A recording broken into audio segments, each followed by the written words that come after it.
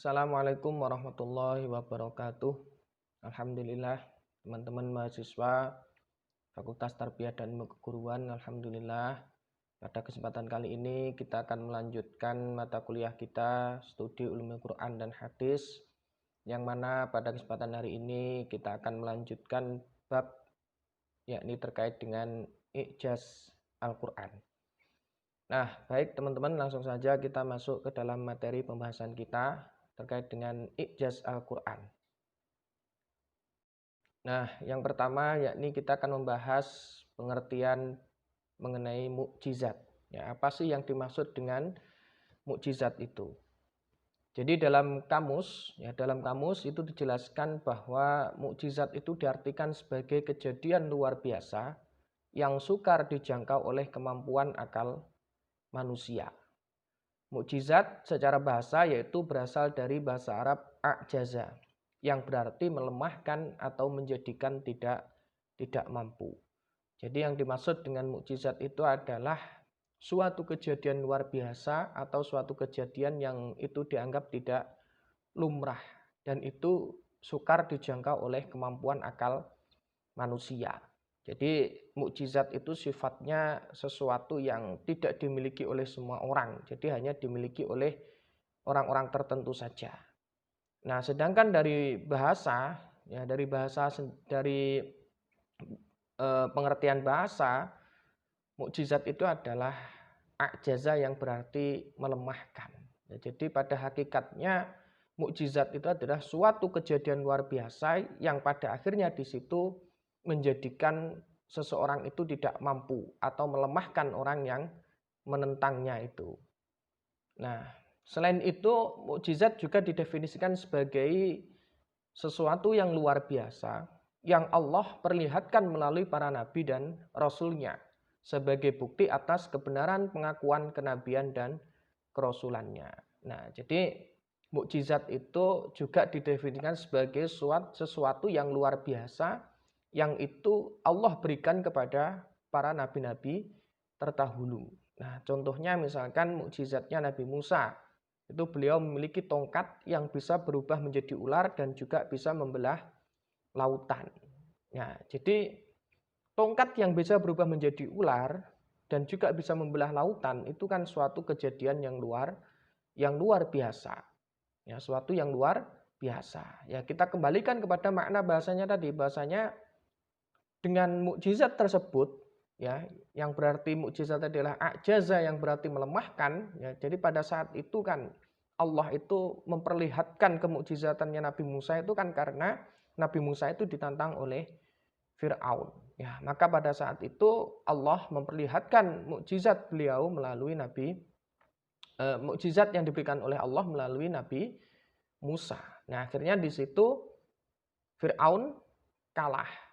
Ya, Fir'aun kalah karena pada waktu itu Fir'aun ini tenggelam di Laut Merah ya karena dari mukjizat tongkatnya Nabi Musa itu. Nah, jadi yang dimaksud dengan mukjizat yang maksudnya melemahkan itu adalah ketika ada orang yang menentang di situ menjadi tidak mampu. Ya, misalkan juga mukjizatnya Nabi Ibrahim. Ya, misalkan Nabi Ibrahim itu dibakar api tidak mempan. Itu kan suatu kejadian yang luar biasa. Ya, misalkan Nabi Isa, ya Nabi Isa itu bisa menyembuhkan penyakit kista atau bisa menghidupkan orang yang sudah mati. Itu kan suatu kejadian yang luar biasa. Nah, tentunya juga mukjizat Nabi Muhammad SAW berupa Al-Quran. Nah, jadi yang akan kita bahas di sini nanti adalah i'jaz Quran itu membahas mengenai unsur-unsur atau kemukjizatan yang ada di dalam Al-Quran. Nah, kemudian juga dijelaskan dalam Mu'jam Al-Wasit bahwasanya mukjizat diartikan sebagai suatu hal yang menyalahi adat kebiasaan yang ditampakkan oleh Allah di atas kekuasaan seorang nabi untuk memperkuat kenabiannya. Nah, jadi yang dimaksud menyalahi adat kebiasaan tadi ya suatu kejadian yang luar biasa tadi. Kalau dalam bahasa Arab istilahnya khariqah lil adah, yakni menyalahi adat kebiasaan. Ya, jadi kan suatu hal yang tidak lumrah, ya, tongkat bisa berubah menjadi ular, kemudian bisa menghidupkan orang yang sudah mati, bisa menyembuhkan penyakit kista, kemudian bisa membelah lautan, ya, kemudian dibakar api tidak mempan. Ini kan suatu kejadian yang luar biasa. Dan itu ditampakkan oleh Allah di atas kekuasaan seorang nabi. Gunanya untuk apa mukjizat itu? Ya ini untuk memperkuat kenabiannya. Ya, jadi orang-orang terdahulu, ya orang-orang yang memusuhi nabi terdahulu, nah contohnya tadi Fir'aun yang memusuhi Nabi Musa, itu baru percaya tentang kenabian Nabi Musa kalau beliau itu memiliki mukjizat. Ya maka Allah menampakkan itu di atas kekuasaan seorang nabi, Nabi Musa. Gunanya yaitu untuk melemahkan atau menjadikan tidak mampu seorang Fir'aun itu. Nah, nanti terkait dengan mukjizat Al-Qur'an itu apa? Ya nanti akan kita bahas di slide berikutnya.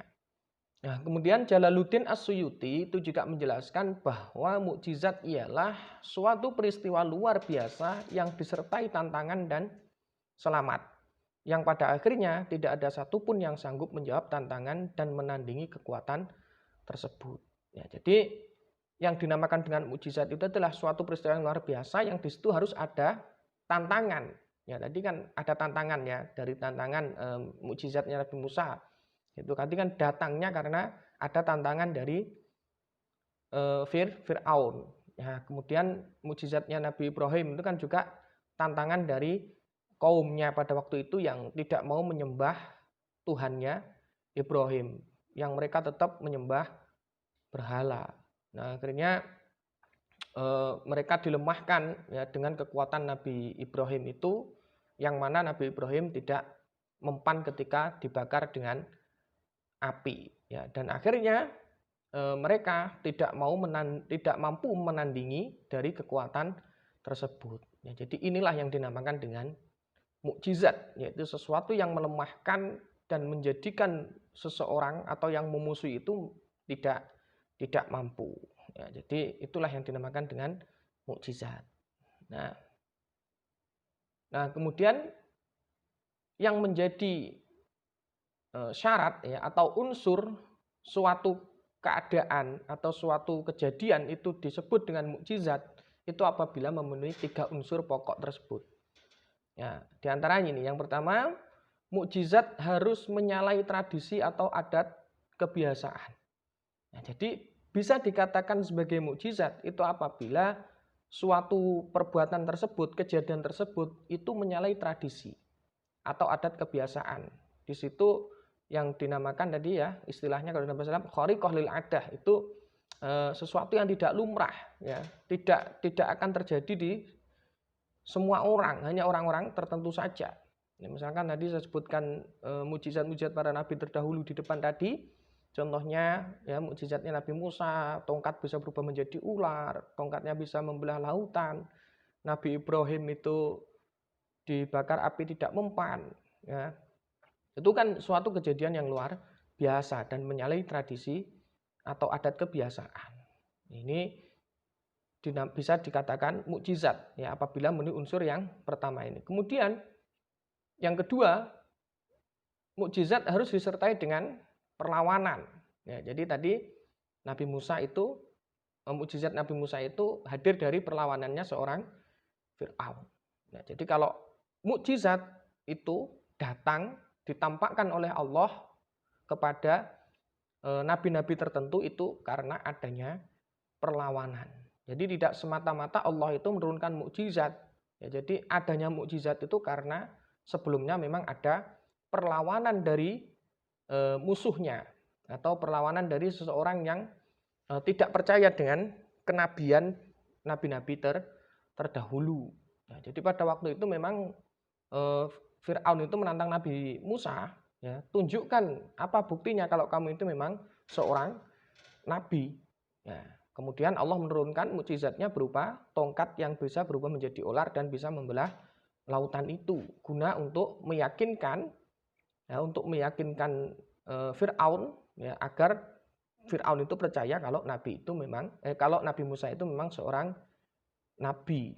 Ya, akhirnya di situ Allah menampakkan kekuasaannya melalui Nabi Musa berupa mukjizat adanya tongkat yang bisa berubah menjadi ular dan bisa membelah lautan. Nah, akhirnya di situ menjadikan Firaun itu terkalahkan. Nah, kemudian yang ketiga, mukjizat itu tidak boleh terkalahkan. Nah, jadi mukjizat itu pasti menang. Ya, tadi itu sudah saya sebutkan tadi juga ya.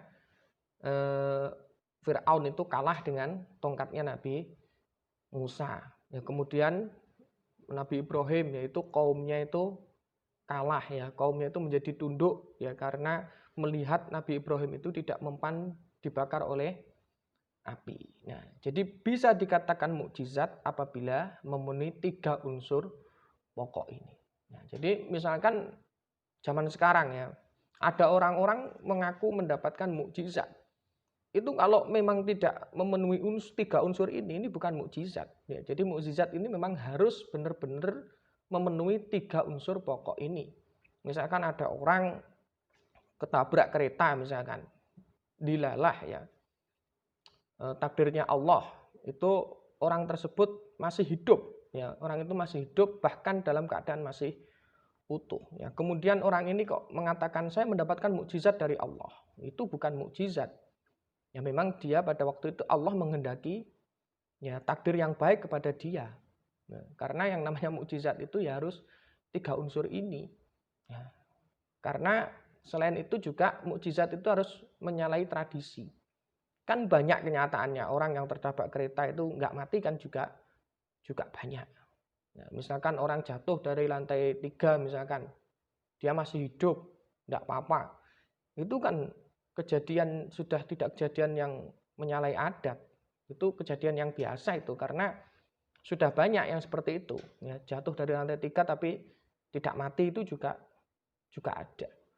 Ya, jadi kalau ada suatu kejadian ya, mereka mengaku-ngaku itu adalah mukjizat, tapi kalau tidak memenuhi 3 unsur pokok ini maka namanya juga bukan mukjizat.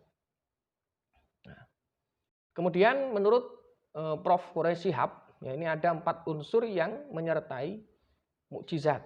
Ya, kalau menurut Profesor Quraish Shihab, yang pertama, yakni peristiwa yang luar biasa yang berada di luar jangkauan dan kemampuan manusia.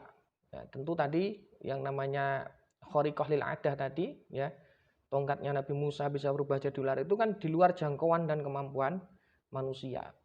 Kemudian yang kedua terjadi atau dipaparkan oleh seorang yang mengaku nabi. Ya, jadi mukjizat itu hanya diturunkan kepada seorang yang memang di situ adalah seorang nabi. Ya, karena hal-hal luar biasa yang terjadi bukan dari seorang nabi tidak dinamai sebagai mukjizat. Ya, jadi mukjizat itu hanya dimiliki oleh para nabi, yaitu nabi-nabi tertentu yang memang di situ Allah menampakkan kekuasaannya terhadap beliau, hambanya, ya, yang menjadi nabi. Kemudian yang ketiga, mengundang tantangan terhadap yang meragukan kenabian. Ya, jelas tadi sudah jelas bahwasanya munculnya mukjizat Nabi Musa itu karena ada pertentangan dari Firaun, yang mana Firaun itu tidak percaya ya, kalau Nabi Musa itu memang tidak ada ciri-ciri kenabiannya.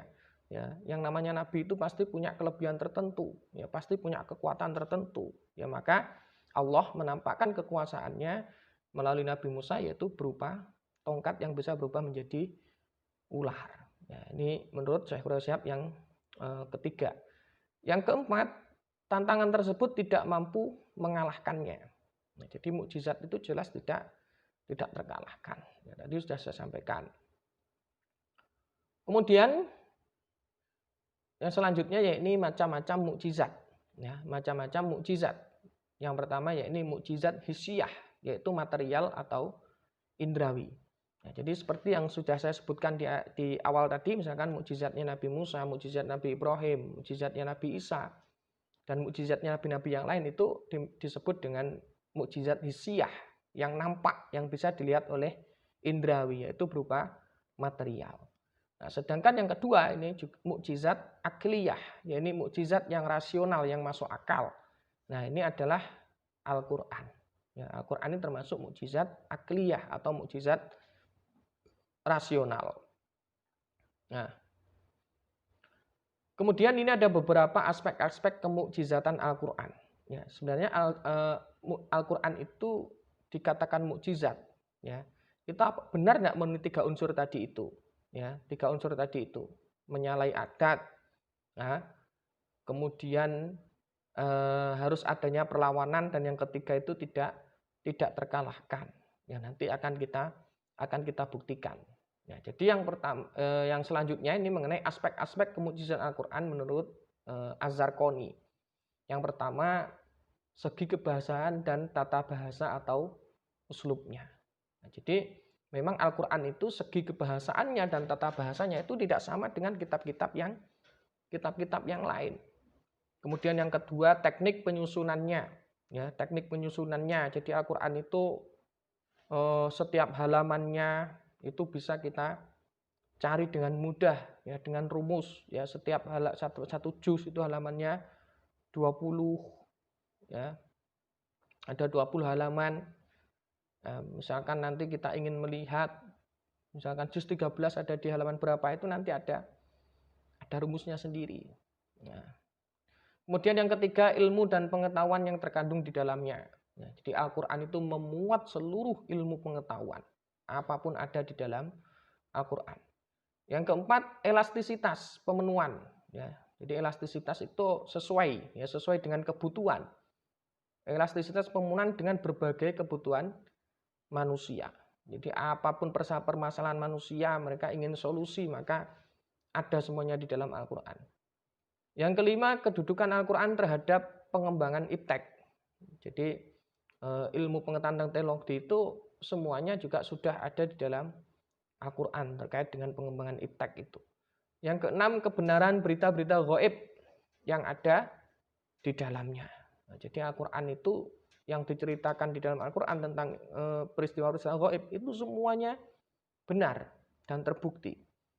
Yang ketujuh, penuturan berbagai informasi yang telah lama dinanti-nanti. Nah, jadi sebelum adanya kejadian yang real di masa sekarang ini sudah disebutkan di Al-Quran. Ini nanti tinggal kita membuktikan saja. Dan sekarang ini apa yang sudah dituturkan di dalam Al-Quran, kejadian-kejadian yang kita nanti itu sekarang sudah mulai banyak yang terbukti. Yang kedelapan, ketidakterlibatan Rasulullah SAW dengan pembuatan Al-Quran. Jadi Al-Quran itu murni asli kalamullah, asli dari Allah. Jadi di situ tidak ada sama sekali campur tangan manusia. Maka inilah yang menunjukkan kemukjizatan Al-Quran. Ya. Kemudian yang kesembilan, dari sisi manapun pengaruh Al-Quran tampak kesuksesannya. Jadi Al-Quran itu sangat berpengaruh, ya, sangat berpengaruh. Ya, jadi terutama di dalam rohaniyah manusia. Misalkan kita sakit, kita bacakan Al-Quran, ya, insya Allah kalau Allah berkehendak ini Al-Quran juga menjadi asyifa, ya, atau sebagai obat atau tombo. Ya, ketika kita misalkan diganggu oleh makhluk halus, kita merasa tidak tenang, kita baca Al-Quran maka hati kita menjadi tenang. Inilah, ya, dampak Al-Quran terhadap pengaruh Al-Quran terhadap apapun. Nah. Kemudian, ya, Sayyid Ar-Ridho, ya, Sayyid Ridho itu mengungkapkan bahwasanya ada 7 macam kemukjizatan Al-Quran. Yang pertama, segi susunan dan gaya bahasanya. Ya, tadi juga disebutkan oleh Az-Zarqoni. Yang kedua, segi keindahan atau kebalaghaannya. Ya, jadi Al-Quran itu sangat indah bahasanya. Ya, mengandung sajak-sajak tertentu, ya. Misalkan surat Al-Ikhlas itu semuanya kan hurufnya dal itu belakangnya, ya. Qul huwallahu ahad, Allahus samad, lam yalid wa lam yulad wa lam yakul lahu kufuwan ahad. Nah, ini kan keindahan, ya, atau kebalauannya itu di Al-Quran itu juga mengandung sastra, ya, bahasanya itu mengandung majas, indah sekali. Kemudian yang ketiga, segi ilmu gaib yang terdapat di dalamnya. Ya, tadi sudah disebutkan. Yang keempat, terbebas dari kontradiksi dalam hal isi kandungan. Ya, jadi mulai dulu Al-Quran diturunkan sampai sekarang, ini Al-Quran ini terbebas dari kontradiksi. Ya, tidak ada perdebatan mengenai isi kandungannya. Nah, Yang kelima, segi ilmu-ilmu diniyah dan pensyariatan. Ya, ilmu-ilmu agama, syariat itu semuanya ada di dalam Al-Quran. Yang keenam, segi antisipasi perkembangan zaman. Ya, jadi Al-Quran itu juga mengandung antisipasi terkait dengan perkembangan zaman. Kemudian yang ketujuh, segi pembuktian masalah-masalah kontemporer, yaitu masalah kekinian, ya, yang sebelumnya tidak diketahui para ahli. Ya, jadi ilmu-ilmu yang sebelumnya itu tidak pernah diketahui oleh para ahli itu sudah dibuktikan di dalam Al-Quran, sudah ada, sudah muncul di dalam Al-Quran. Nah, ini termasuk juga menyangkut 3 unsur pokok mukjizat tadi, yaitu mukjizatnya Al-Quran. Nah, kemudian apa perbedaan mukjizat Nabi terdahulu dengan mukjizat Nabi Muhammad, yaitu Al-Quran? Nah, jadi ini sekaligus nanti kita akan membuktikan kemukjizatan Al-Quran, bahwasanya Al-Quran ini juga memenuhi 3 unsur pokok mukjizat tadi. Yang pertama yaitu para nabi sebelum Nabi Muhammad SAW ditugaskan untuk masyarakat dan masa tertentu. Jadi apa? Nah, jadi kan kemunculannya mukjizatnya nabi-nabi terdahulu sebelum Nabi Muhammad itu kan hanya pada masa tertentu. Ya, misalkan mukjizatnya Nabi Musa tadi, ini berkali-kali saya contohkan aja mukjizatnya Nabi Musa. Itu kan pada zamannya Fir'aun saja, ya, untuk melawan Fir'aun. Nah, setelah itu kan sudah tidak muncul lagi mukjizat itu. Nah, sedangkan mukjizatnya Nabi Muhammad, ya, sedangkan Nabi Muhammad itu diutus untuk seluruh umat manusia, ya, hingga akhir zaman. Ya, ini juga Al-Quran. Ya, Al-Quran itu berlaku, ya, untuk seluruh umat manusia hingga akhir zaman. Ya, kemukjizatan Al-Quran sampai sekarang, sampai dulu diturunkan sampai sekarang itu tetap ada. Nah, itu bedanya. Kalau mukjizatnya Nabi terdahulu itu hanya pada masyarakat dan masa tertentu, sedangkan mukjizat Al-Quran itu untuk seluruh umat hingga akhir zaman.